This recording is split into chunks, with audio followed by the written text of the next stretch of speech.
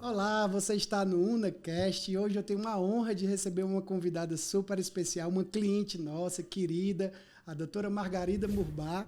Seja bem-vinda. Tudo bom, Diego? Como é que você está? Tudo bem, doutora Margarida? Tudo bom. Muito bom recebê-la aqui no nosso estúdio. Vamos bater um papo sobre dermatologia. Ótimo aqui essa vista, maravilhosa. Legal. Obrigada. Primeiro podcast? Primeiro podcast. E aí, experiência? O que você está achando?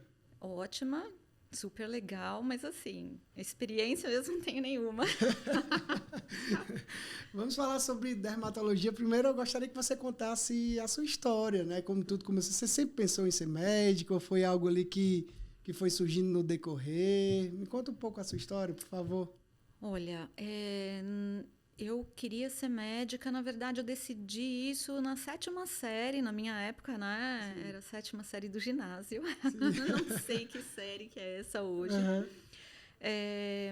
Eu teve um caso assim na família com o meu avô, que era diabético, razoavelmente grave. Sim. Ficou cego, caiu da escada, teve sérias complicações e não teve um cuidado muito adequado assim no hospital, né? Sim. Que ele foi internado, caiu da cama. E assim, na época tudo aquilo acabou influenciando porque ele era extremamente querido, né? Sim, sua referência. Exato. Então, você fica naquela coisa de como ajudar, né? Para que isso não aconteça. E eu acho que ali foi onde eu decidi que eu queria fazer medicina. Tá? Você acompanhou ele no hospital na época ou você ficou só... eu era pequena. Entendi. Pequena assim, eu era adolescente, né? Pré-adolescente. Mas assim, foi algo muito chocante, né? Para mim, muito marcante na época. Eu acho que ali que eu resolvi fazer e depois eu acho que eu não mudei mais de ideia, assim, até o colegial e fui... Na época tinha colegial. Aí eu continuei, fui estudando em função disso. Sim. E graças a Deus aí deu tudo certo. Incrível. E você sempre estudou em São Paulo? Não, como foi a sua trajetória? Eu fiz faculdade no interior, eu fiz Unesp em Botucatu. Até foi uma luta, assim, porque meu pai não queria que eu saísse de São Paulo, de jeito nenhum. Então, quando eu estava prestando o vestibular da Unesp, ele falava assim, nossa, mas por que você está estudando tanto? Você nem vai se você passar. Eu, então, estou treinando, né?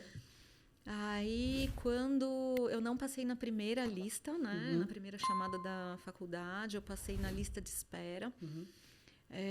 Tive que ir lá declarar interesse pela vaga. Na época, eu ficava, nossa, Botucatu. Onde fica Botucatu, né? Sim. Mas fomos até lá, só que a lista não chegou em mim. Aí a gente voltou e, que pena, né? Então, vou fazer cursinho, já tinha feito matrícula, já tinha feito prova de bolsa e etc. E aí um dia ligaram lá em casa, eu que atendi coincidentemente, depois de já ter vários BOs em casa, minha irmã, meu pai brigando, que a minha irmã fazia cursinho, tinha um monte de colega querendo medicina que não conseguia passar, e meu pai falava que se eu passasse eu ia trancar matrícula, ela falava que vai segurar a vaga de outro. Enfim, eu atendi, falaram que era da Unesp, falei, nossa, passei o telefone e falei, é pro senhor, passei pro meu pai. Aí ele falou que a gente ia, e aí a gente foi, né? Do nada. Fiquei lá, mas assim, acho que foi a melhor coisa que aconteceu, porque eu gosto muito do interior, né? A Novos ares também, lá né? é muito boa. Imersão, né? No estudo, né? Qualidade de vida muito boa. O tempo que eu ia perder aqui com estresse, com trânsito, deslocamento, lá você usava para fazer academia, para fazer mercado, porque afinal você mora sozinho, né? Você mora com colegas, então você também aprende a lidar ali com as coisas da casa, como gerenciar, né, a sua vida de uma forma aí completa, embora, lógico, pelo menos até o 6º ano da faculdade, os meus pais que acabavam sustentando isso, né? Aí, na época, no 5º e 6º ano, a gente já ganhava uma bolsa. Legal. E depois você, na residência, tinha a bolsa da residência. Então, aí você que vai tocando sua vida. Então, eu acho muito edificador, assim. Você sim. aprende a lidar com pessoas que foram educadas de forma diferente, que Sim, pensam culturas diferentes, né? Exatamente. Legal. Então, você cresce muito, né? Não só na parte dos estudos, como nessa parte social também. O que você diria hoje para alguém que está pensando em cursar medicina? Quais seriam seus conselhos? Estudar né? muito, porque esse final de semana mesmo encontrei uma caixa de coisas velhas em casa que minha mãe despachou para mim, né? Que eram uns livros de música, né? Que eu tocava piano também. Você tocava então, piano? O rapaz foi afinar o piano, falei, deixa eu pegar um livro aqui de piano. Nem sei ler mais a partitura, uma maravilha. Mas junto com isso, tinha lá uns fichários. Gente, como eu era nerd, cara.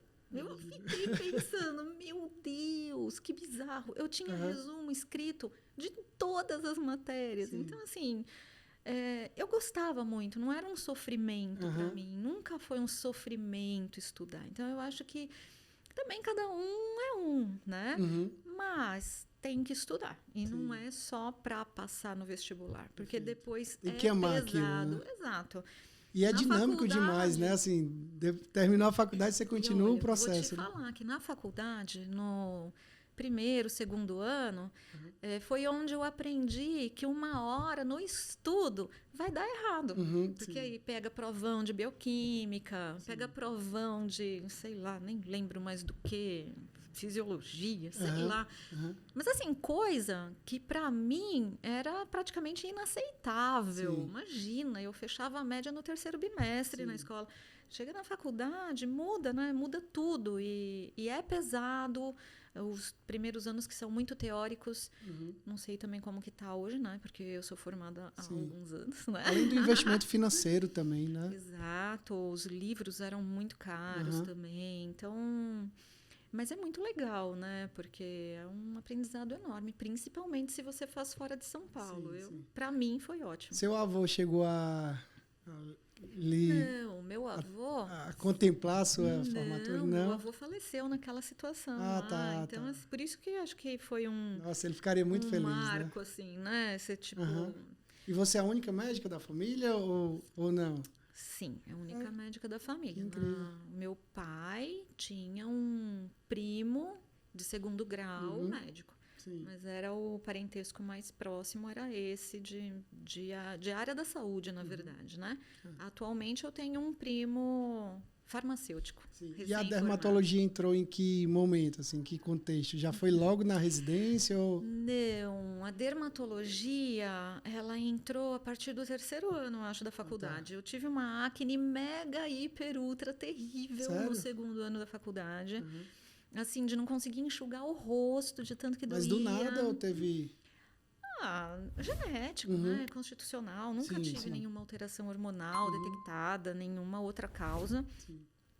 Mas foi punk, viu?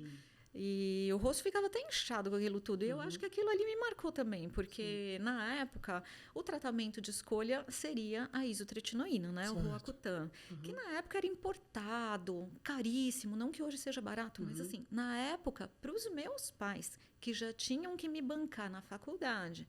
Minha irmã, na época, também fazia faculdade. Eles pagavam para ela a faculdade, que ela fez a PUC. Então, assim, não era uma coisa viável, né? Então, na época, eu tratei até com anticoncepcional, com Diane 35, né? Que a gente até usou por bastante tempo.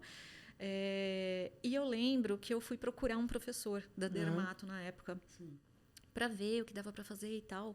Ele sugeriu o Roacutan, não dava para tratar. Mantive o tratamento com o anticoncepcional mesmo. Mas naquela consulta, ele já falou assim... Ai, benzinho, mas eu tenho certeza que você vai fazer dermatologia. Sim. Dermatologia. Doutor Silvio, eu nunca vou esquecer. Pensei, apontou o destino ali, que né? maluco, né? Tipo, eu tô no 3º ano, né? Vou fazer dermatologia. E por que ele teve esse feeling? Então, mas só que aí eu comecei a passar na dermato. Na Unesp, na época... a carga horária de dermato na faculdade era muito grande. Sim. Então, a gente saía do 6º ano sabendo lesão elementar, sabendo vários diagnósticos que hoje, assim, eu percebo que o pessoal não sabe, né? Mas porque eu acho que o currículo também mudou muito, e quer queira, quer não, toda faculdade tem os seus pontos mais fortes e os menos fortes. E a clínica, lógico, que é a soberana, a pediatria, a gineco, que são as grandes áreas. Mas dentro das especialidades, cada faculdade vai ter um ponto aí mais forte. Na época, dermato lá era muito forte, né? Era um departamento dominante. E eu acho que eu acabei gostando, juntou que eu abri, né, aquela possibilidade de fazer autotratamento, né? Então, como cuidar dessa pele e tal. Então, eu acho que isso acabou me levando para o lado da dermato. Que legal. Mas eu também fiquei meio abalada, assim, pela oftalmo na época. Acabei não fazendo porque eu tenho muita aflição de olho, então eu seria uma oftalmo clínica, só orientadora, não faria nenhum procedimento. E eu acho que era isso mais que eu gostava mesmo, oftalmo. Cheguei a pensar em rádio, mas durou muito pouco. E a gente está vivendo um momento assim que a dermatologia está muito em alta, né? Na mídia, né? Muita propagação digital é muito forte, né? Os dermatos são um dos que mais investem ali em marketing digital. Como você enxerga isso, assim? Como você visualiza esse novo momento, né? Porque eu acredito que quando você enveredou aí dentro dessa especialidade, talvez não fosse tão dinâmico assim nesse aspecto, né? Do marketing, né? Como você enxerga essa mudança? Você está entrando também nessa comunicação, né? Eu acho assim, para a medicina isso mudou muito, né? Eu converso com os colegas, todo mundo fala, gente, não imaginava que eu fosse um dia ter que fazer vídeo ou ficar postando foto para todo mundo ver, para poder divulgar meu trabalho, porque realmente eu acho que para o pessoal mais novo isso é mais natural, né? Muito natural, mas eu sou formada no ano 2000, né? Então já faz mais de 20 anos. Nem tinha cadeira de marketing, né? Então, ou algum assunto relacionado, não tinha, né? Smartphone, quando eu me formei já começa daí. Então, é uma coisa muito nova, que eu acho assim, que é importante, tem um lado muito positivo, que é de levar informação para as pessoas, né? Ajuda muito a evitar que as pessoas caiam, né, em coisas que são não muito interessantes e fórmulas em mágicas, relação né, à saúde também. de forma geral, né? Ao mesmo tempo, tem os exageros, né, Diego? Então, às vezes, a gente vê umas como coisas... Todo segmento, como né? Como todo segmento. Você olha assim e fala, caramba, menos, né? E às vezes você vê uma pessoa falando ali com super propriedade, mas que o conteúdo não tem o assim, mínimo fala, não, gente, nexo, sério né? isso? Então, é aquela coisa, né? Na mídia vai chegar de tudo, vai chegar o que a gente concorda, o que a gente não concorda, e eu acho que cabe a cada um aí ver o que seguir, né? Porque realmente a gente não tem muito como... Perfeito. Como foi a entrada no Círio? Como foi a experiência? Foi logo quando você concluiu ali no Círio, a sua residência? Não, eu entrei, foi em 2006, eu terminei a residência em 2003. Certo. Eu trabalhava com uma colega lá no Tatuapé, que fazia uma pós-graduação em dermatoscopia, que é um exame de pintas, né? Sim. E nesse ambulatório, que eu também entrei nessa pós no ano, acho que 1 ou 2 anos depois dela, nesse ambulatório na Escola Paulista de Medicina, tinham colegas que trabalhavam no check-up do Einstein, que tinham contato com o pessoal do Círio. Na época, o check-up do Círio não tinha dermato para todos os protocolos, mas eles estavam mudando, então eles precisaram de dermato. Essa minha colega foi indicada, me perguntou se eu gostaria de trabalhar com ela, e aí a gente começou a trabalhar lá no hospital. Na época, nossa, né? Você fala, gente, não é para mim isso, né? Mas as coisas foram fluindo, você vai se acostumando, você vai tentando trabalhar sempre em função de aprendendo melhorar. muito também, né? Exato, vendo como funciona o serviço. E aí tô lá até hoje, assim, é um Incrível. foco diferente, né? Lá eu trabalho mais mesmo em busca do câncer, de preferência não achá-lo nos pacientes, Sim. mas o que a gente procura é isso, porque o câncer de pele, grande parte das vezes, não dá sintoma, então tem paciente que vai lá pelo check-up em si, né? A parte cardiológica, clínica, Sim. e quando passa no dermato, acaba achando lá alguma coisa que não estava não No estava muito script, né? exato. Mas eu gosto muito disso, né? Eu acho que acaba dando um movimento. E aí, estando lá no check-up, você vai conhecendo um outro colega do corpo clínico. Sim. Aí eu comecei, um colega de lá me chamou para trabalhar com ele também. Ele faz parte da retaguarda lá do pronto atendimento. Então, de vez em quando a gente fica responsável pelas intercorrências de enfermaria, Legal. de pronto-socorro, que sejam dermatológicas. E eu acho que isso acabou me abrindo a possibilidade de trabalhar com várias coisas dentro da dermatologia, né? Sim. Para mim fica menos monótono. Sim. Eu gosto de pegar casos mais difíceis, coisas que você tenha que ficar estudando, investigando, tentando fazer diagnóstico diferencial. Eu acho legal, eu acho que isso dá Revigora, né, Ale? eu acho legal isso. Eu gosto de trabalhar com câncer, eu acho muito gratificante, né? Você fazer um diagnóstico no tempo certo. Perfeito. E evitar coisas muito piores para os pacientes, né? Eu gosto muito da parte cirúrgica e sozinha no consultório eu não vou fazer grandes procedimentos, grandes cirurgias. Então, eu trabalhar com esse colega que trabalha muito com cirurgia, acaba sendo aí um cirurgião dermatológico, né? O Dr. Luiz Fernando. Acaba que eu consigo completar, né? E, na verdade, isso me completa. Sim. Porque no consultório você basicamente trabalha com estética, doenças clínicas. E trabalhando lá eu consigo levar para frente essa questão da parte oncológica e fazer os procedimentos cirúrgicos. Incrível. Cirurgia de Mohs, acho bem legal. Assim. E como foi a ideia da Clinderm? Foi logo após a conclusão? Você já decidiu ali? E aí eu gostaria que depois que você contasse a história, você me falasse dos principais procedimentos que a clínica oferece. Tá. Eu voltei para São Paulo em 2004, já com um emprego numa clínica aqui de São Paulo, no Tatuapé.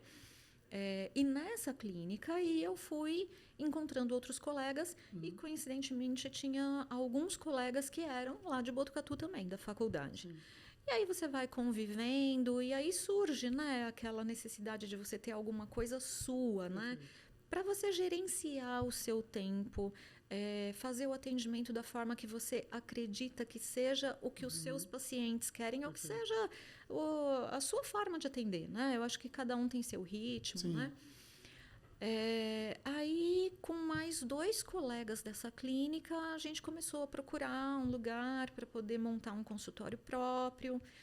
Isso faz bastante tempo, não lembro exatamente quanto tempo, mas deve fazer já, sei lá, uns 12 anos, 13, não sei. E aí a gente começou atendendo aos poucos, atendendo particular, alguns pacientes que procuravam, colegas, depois atendemos alguns convênios e fomos ficando e fomos mudando um pouco o nosso foco. Sempre foi no mesmo lugar?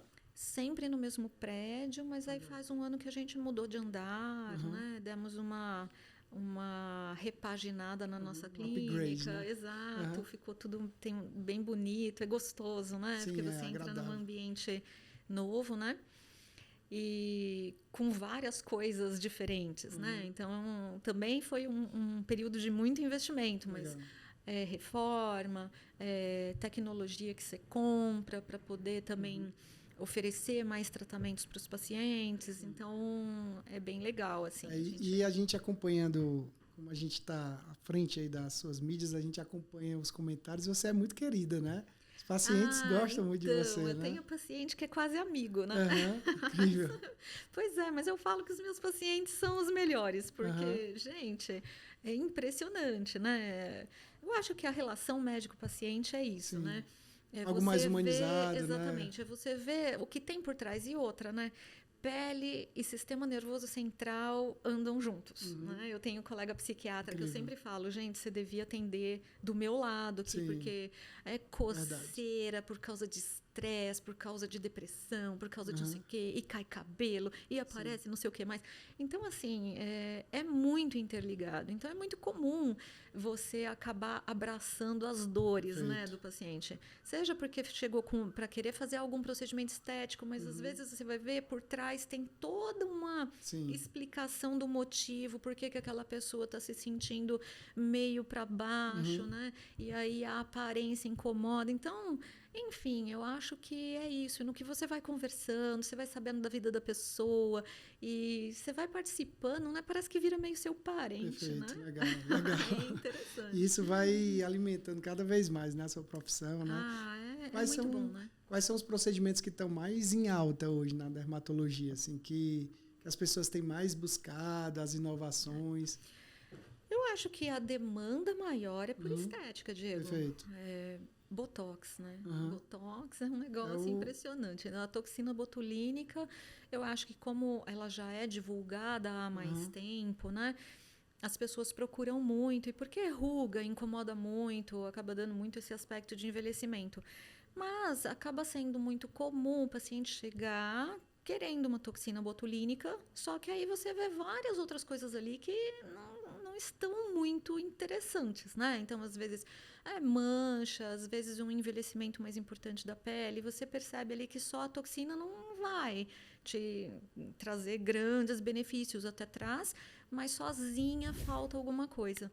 Então, você orienta o paciente, né? Qual seria a abordagem mais adequada, você vê o que encaixa no perfil daquela pessoa. Tem paciente que tem medo de agulha ou abomina injetáveis por qualquer motivo que seja pelas coisas que a gente vê na mídia hoje, né? Pelas complicações, pelos exageros, ou seja, sei lá, por qualquer outro motivo, contraindicações, né? Outras doenças de base que contraindicam. E aí você vai definir o caminho que você vai seguir. Você vai conversar com o paciente, né? E fora a toxina, aí o que a gente acaba usando? Dos injetáveis, os preenchedores, né? Para corrigir defeitinhos, né? Ácido hialurônico, ou para tratamento de flacidez, os bioestimuladores, né? Sculptra, Radiesse, Elancê, Eleva, nossa, tem uma porção. De injetáveis são mais esses. Tem também os que dão uma hidratada na pele, né? Os skin boosters. Tem os fios de PDO que também estimulam colágeno. Tem fio de tração. E as tecnologias, né? Que estão super em alta. Então, você melhorar a qualidade da pele com... Seja um laser fracionado, uma luz pulsada, ou trabalhar a flacidez, ultrassom microfocado... melhora muito, né, o resultado dos seus procedimentos. E tem muito a dúvida, né, bem comum, as pessoas perguntarem em que momento ali deve procurar um dermatologista para a parte estética, né? E aí tem muito a visão de que quando eu tiver numa determinada idade ali, eu devo buscar mais, mas não, né? Na realidade...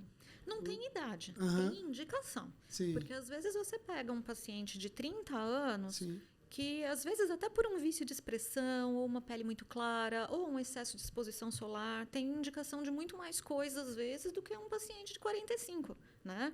Então, eu acho que tudo depende dos hábitos, né?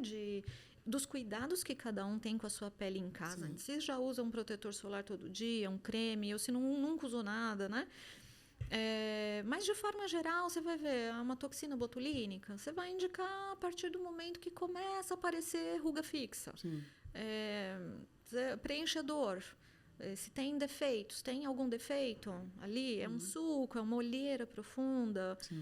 Tem coisas que são constitucionais. Então, às vezes, você pega paciente muito jovem já com uma olheira profunda, né? Eu falo, às vezes eu comento com pacientes, né? Primeira paciente que eu fiz, primeira não, mas uma das primeiras que eu fiz preenchimento de olheira, uma paciente muito querida, faz muitos anos. Ela ficou super feliz e a olheira dela era escura, profunda. Sabe o que aconteceu depois? Ela apareceu no consultório, acho que, sei lá, uns 4, 5 meses depois, com a filha de 8 ou 9 anos, não lembro. Porque a menina puxou a mãe. Sim. Tinha uma olheira super profunda, e aí entra a questão do bullying na escola, né? Sim. E o panda, e não sei o quê. Sim. Foi uma coisa que me marcou, Diego, sabe? Eu comento com os pacientes que têm olheira, isso é muito constitucional, né? Então, você vai examinar a menininha de 8 anos, 9 anos, com aquela olheira profunda, escura, e os amiguinhos dando apelidos, né? Sim. Lógico que você não vai fazer um preenchimento naquela menina, né? Porque é uma criança. Mas você fica pensando, cara, o quanto essas coisas podem incomodar, né? Então, assim, lógico que não na infância, mas essa pessoa vai ser candidata a um tratamento dessa região de forma precoce. Muito provavelmente ali com uns 17 anos, 18 anos, ela já vai querer fazer alguma coisa. Na verdade, ela vai querer fazer antes. Sim. E aí vai da cabeça aí de cada um quando né? que vai fazer um tratamento. Mas por isso que eu falo, não tem idade. Tem indicação, tá? Tem as coisas que podem, as coisas que não podem. E tem as coisas que podem, mas não são indicadas, né? Para cada idade. Legal. Tá? E teve algum momento, assim, na sua profissão, né? Que surgiu alguma demanda ali que você conseguiu resolver, que você olhou e falou assim, uau, valeu a pena ter escolhido a minha profissão, né? Assim, Vários Me conta momentos. um, assim, que foi incrível, assim, que foi único. Gente, olha, é que, putz, tô ficando velha, Diego, o HD vai ficando muito pequeno. Para eu lembrar, assim, nossa, é que tem muitos, né? Poxa. Relacionado a um câncer ali que você identificou, né? De forma precoce, assim, a pessoa foi... Vou lembrar dos mais recentes, né? Ontem mesmo... Talvez nada a ver, mas assim, eu atendi um paciente também muito querido. Ele e a esposa são meus pacientes, só que a esposa sempre fez bastante procedimento, preenchimento, botox, e eles têm mais idade, né? Tem lá 70 e poucos anos. E a esposa faleceu no começo do ano passado, acho que foi. Começo do ano passado, eu já perdi a noção do tempo com esse negócio aí da pandemia. Teve lá um tumor, enfim. Ela foi ao consultório, já com o diagnóstico de um câncer de pâncreas, para fazer um preenchimento, tratar a pele, porque ela estava se sentindo para baixo. Ela tinha feito um diagnóstico de tumor de pâncreas. Eu já olhei assim, ela e o marido na consulta, e pensei, puxa, porque a gente sabe que pâncreas não costuma ter bom prognóstico, né? Sim. E mas eu queria dar uma levantada, graças a Deus eu estou curada, eu estou bem. E eu pensando, gente, nossa, que bênção, né? Ela ser curada de um câncer de pâncreas. Bom, tudo bem, examinei, vi o que tinha indicação, Fizemos lá um bioestimulador de colágeno, fizemos o preenchimento que ela estava habituada, a toxina que ela estava habituada. Ficou tudo lindo, maravilhoso. Ela voltou para me agradecer. Depois, o marido dela ainda voltou, falou, doutora, olha, te agradeço muito. Nossa, você levantou o astral dela, ela tá ótima, não sei o quê. Vi lá o que eram as queixas dele e tudo bem. Sem brincadeira, acho que uns 5 meses depois ela estava me mandando uma mensagem de áudio com uma voz péssima, que ela estava internada desde o começo do ano, que tinha voltado o tumor e estava fazendo químio, mas ela estava muito mal, estava com reação na pele, me mandou umas fotos, se eu não poderia vê-la. Fui, né, ao hospital. Mas, menino, acho que é bom eu nem ficar falando, porque eu choro, assim. Fiquei triste, porque eu cheguei lá, fui lá visitá-la como amiga, né? Imagino. E vi a situação, sabe? Aí você vai conversar com a enfermeira do andar, olha, queria ver o que dava para fazer. Mas é que essa paciente está só com cuidados paliativos, doutora. Me chocou, assim, sabe? Fiquei chocada. Mas, ao mesmo tempo... eu entendi que ela estava me chamando lá para se despedir. Sim, entendo. Era importante para ela. Exato. E ontem atendi o marido dela, né? De vez em quando ele vai ao consultório. Sim. Aí ontem ele passou lá e falou assim, doutora, a senhora sabe que assim, em algum momento ali da nossa vida, você não faz ideia do papel importante que você teve. Então, assim, isso é muito gratificante, porque você vê que não é a questão... Sim. Do você fazer um procedimento estético, porque isso você está ganhando, não é essa a questão. Reverbera, né? Isso, né? Transforma tudo, é que, né? de alguma forma, isso preencheu a alma daquela pessoa, né? Então, ela precisava daquilo naquele momento, ela já tinha feito outras vezes, e embora você imagine que aquilo ali... nossa, mas ela está, né, com câncer de pâncreas, por que vai fazer isso? Não é porque vai fazer. Sim. Ela precisava daquilo. Perfeito. E ela me mandou mensagem. Ela podia ter deixado para o dermatologista da equipe do hospital examinar. Mas não, né? E eu fui visitá-la na hora certa, porque normalmente o dia está tão corrido, né? A gente não consegue fazer nada, nem postar no Instagram, né, Diego?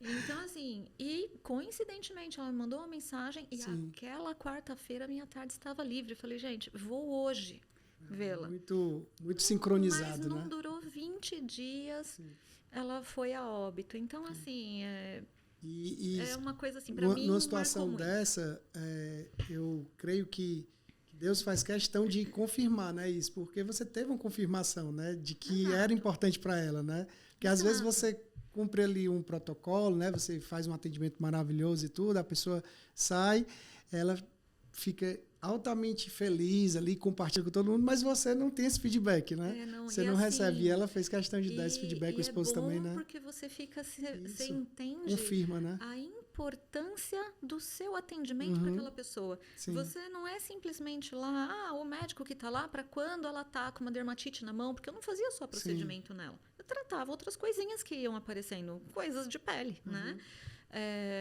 A sua importância na vida dessa pessoa é qual? Né? Para ela lembrar de te chamar, né? Já teve ver que a pele dela estava péssima, mas doutora, eu não tenho muito tempo aqui. Tanto que a hora que eu fui embora, ela falou, ai, doutora, reze por mim. Sim. Menino, saí chorando do hospital. Imagino. Sabe? Porque eu pensei, gente, né? Toda a situação, mas assim, isso me comove. Sim, é lindo, isso é incrível. Já teve algum caso de você ter recebido uma paciente com um problema de saúde complexo ali, e você tratou, e vocês celebraram ali aquela cura, né, e tudo, e depois ela se tornou uma paciente estética, e você foi vendo ali a evolução? Isso acontece, né? Isso acontece com uma certa frequência, principalmente esse negócio de tumor. Tem uma outra paciente muito querida que chegou no consultório, eu acho que ela tinha acne, né? E aí eu falei pra ela, você não tem pintas? Eu vi que ela era branquinha, né? Eu falei, você não tem nenhuma pinta que você queira ver? Não era bom dar uma examinada? Eu fui examinar, tinha uma lesão esquisita na coxa. Eu falei, olha, aqui tá meio estranho. E ela cresceu, viu, doutora? Até já fui ver essa pinta, não sei o quê. Se quiser tirar, vamos tirar. Eu falei, não, vamos tirar. E era um tumor. Nossa, ficou eternamente grata a paciente. Uma figura. E ela vinha sempre no consultório, fazia os mapeamentos dermatoscópicos. Não fazia comigo, porque no consultório eu não faço lá no Sírio.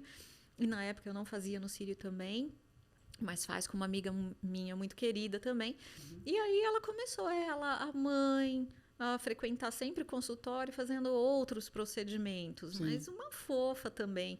E aí ela sempre falava, não, doutora, porque você salvou minha vida. E eu, no começo, eu pensava assim, gente, que exagero, né?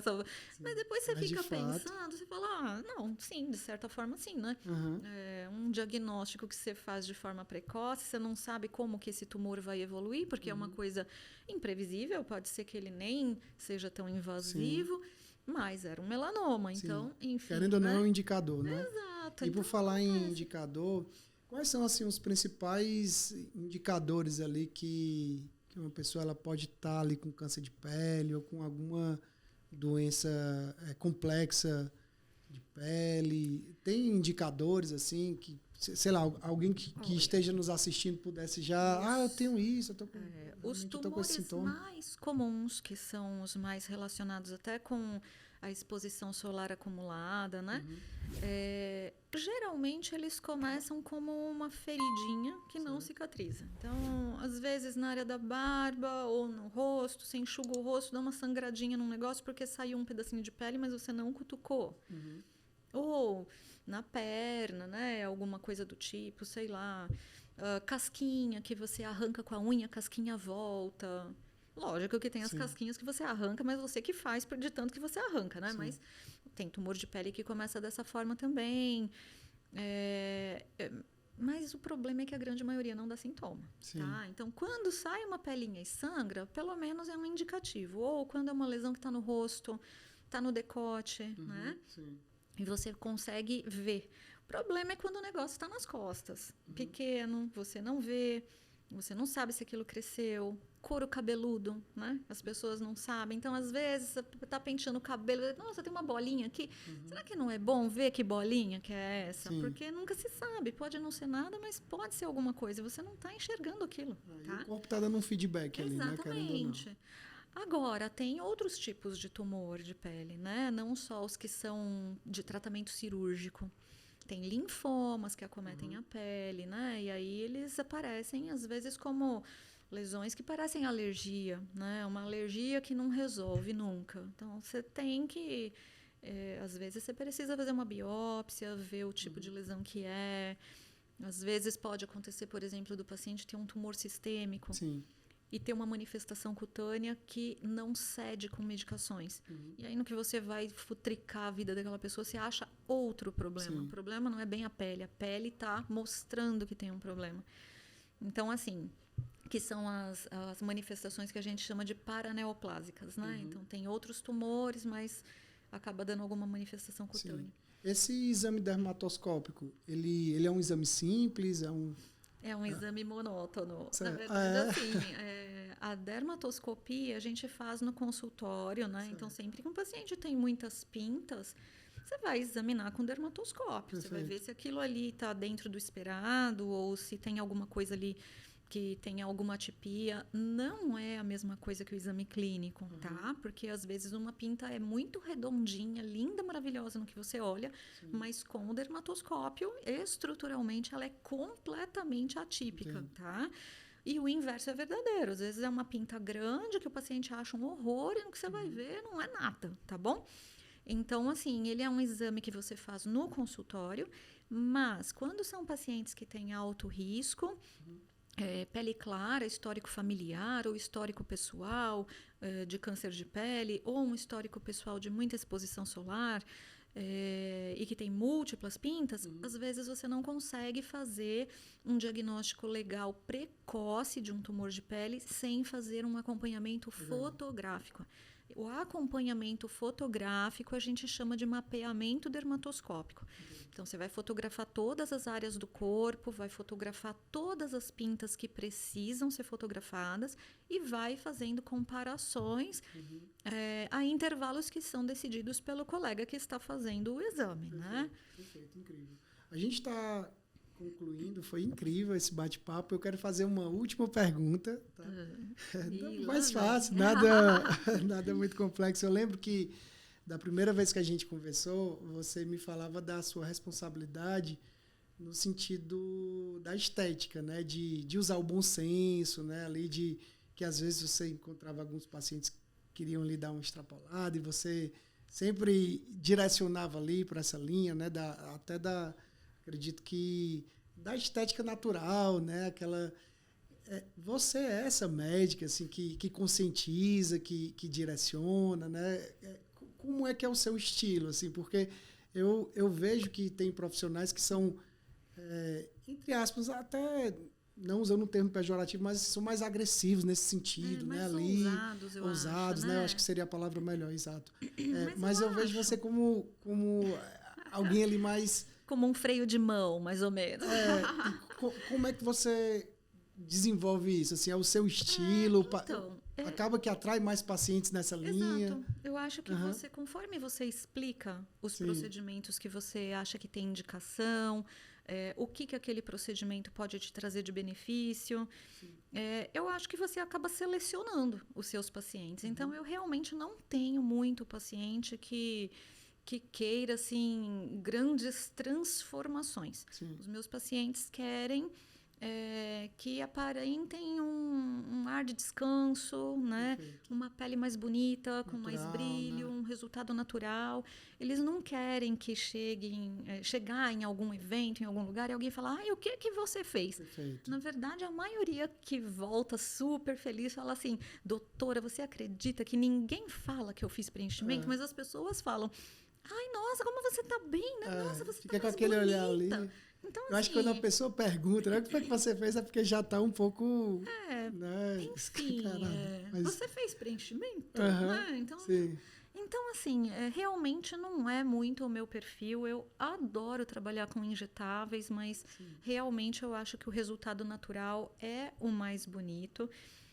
É o que agrada mais, mas eu também acho que cada um fica feliz com determinado tipo de resultado. Verdade. E tá tudo certo, né? O que aquela pessoa está procurando, né?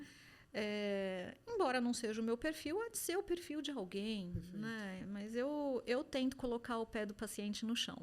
Quando eu percebo que não é bem assim, que até para também ter uma expectativa muito além do... Eu acho que isso acontece muito com lábio, né, Diego? Preenchimento labial é um negócio interessante, porque fica bonito quando você faz e perder a noção dos limites é muito comum. Porque o paciente se acostuma com aquele resultado. Então, às vezes, ele volta de forma precoce, mas já acabou. Só que não, você vai comparar com a foto, você vê que ainda está lá o resultado. Lógico, um pouco diminuído, mas ainda está lá. Mas aí parece que a pessoa quer cada vez mais. Às vezes a pessoa quer preencher um lábio, mas ela não tem um queixo legal que dê suporte. Então, assim, eu me vejo na obrigação de falar, olha, em você não dá para fazer isso. Porque não vai ficar legal. Vai parecer um bicão. Agora, a pessoa quer um bicão? Porque essa é a questão. Né? Tem as pessoas que procuram um lábio volumoso. E tem as pessoas que têm medo do lábio. Então, eu acho que cada um tem seu perfil. Eu acho que o paciente tem que ficar satisfeito com o resultado. Mas realmente eu não é o meu perfil o exagero, tá? Essas coisas que são muito, tá na cara que é um preenchedor, não é muito a minha cara, tá? Eu gosto mais de estruturação, de reposicionamento de tecido, eu gosto mais dessas coisas. Tá bom? Nós conversamos com a doutora Margarida Murbach, foi incrível, eu te agradeço por ter vindo. Eu que te agradeço. Vamos gravar mais podcast, né? Foi tão interessante, fluiu aqui, 42 minutos de conversa. Né? Da próxima vez você traga lenços. Boa, vamos entrar nessa... Você limita a conversa. Perfeito, foi isso. Seja bem-vindo e volte sempre, tá? Obrigada. Obrigado pela sua participação. O UnaCast encerrando a partir de agora.